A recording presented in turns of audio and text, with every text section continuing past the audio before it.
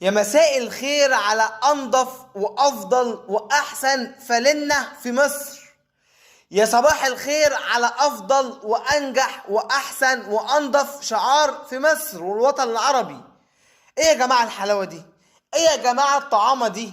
يا سلام كده على الإحساس والشعور لما يرجع البطل للمستطيل الأخضر مرة أخرى.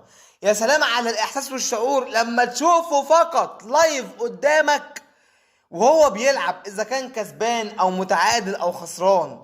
مجرد بس كده ما بتشوفه قدامك بتحس باحساس جميل، بتحس براحة جميلة. عيد، بيكون يوم عيد فعلا.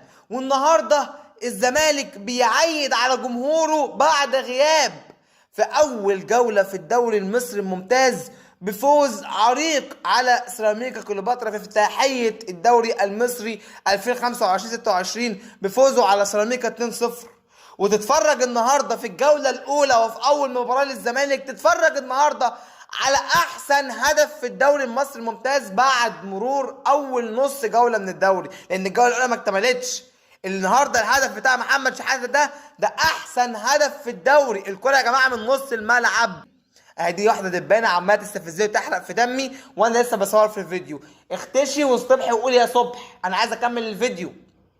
طبلش، انا فرحان. انا الزمالك كسب النهارده، خسر، انا فرحان ومبسوط ان شفت فرقتي. النهارده الزمالك ما قدمش كوره ولكن قدم احسن هدفين ممكن نشوفهم في الدوري المصري السنه دي. وانا يا جماعه بقى هنا بوجه نصيحه بس لجمهور نادي الزمالك لازم تاخد بالك منها. انا فرحان جدا بمحمد شحاته. الناس بتقول ان يرحل من يرحل ويبقى الزمالك، والزمالك هو من يصنع اللاعبين، ولكن انا مش عايز افرح بمحمد شحاته قوي وعايز احطه في الكادر قوي، لان في يوم من الايام يا جماعه هنشوف محمد شحاته بيرتدي قميص النادي الاهلي. يا عم انت بتقول ايه؟ يا عم ده محمد شحاته اصيل ابن نادي. لا يا حبيب قلبي، كنا بنقول كده على زيزو، كنا بنقول كده على طارق حامد، كنا بنقول كده على بن شرقي، كنا بنقول كده على 90% من اللعيبه. والنبي بلاش الاسطوانه الحمضانه دي. محمد شحاته في يوم من الايام هيرتدي قميص النادي الاهلي ويقول اهلا بكم، انا في احسن نادي في مصر والوطن العربي ونادي القرن الافريقي. هو هيقول كده.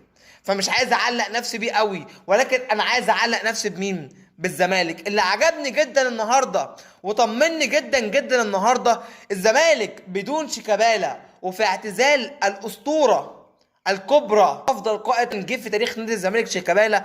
الزمالك بدون لعيبه خلصت الماتش. حسيتك كده بالاريحيه، بالطمانينه، بالروح الجماعيه وهم رايحين يحتفلوا مع الجمهور وهم بيفتتحوا اول جوله في الدوري بفوزهم على سيراميكا كليوباترا 2-0 ويفتحوا نفس جمهور الزمالك. اشتقنا يا جماعه، اشتقنا.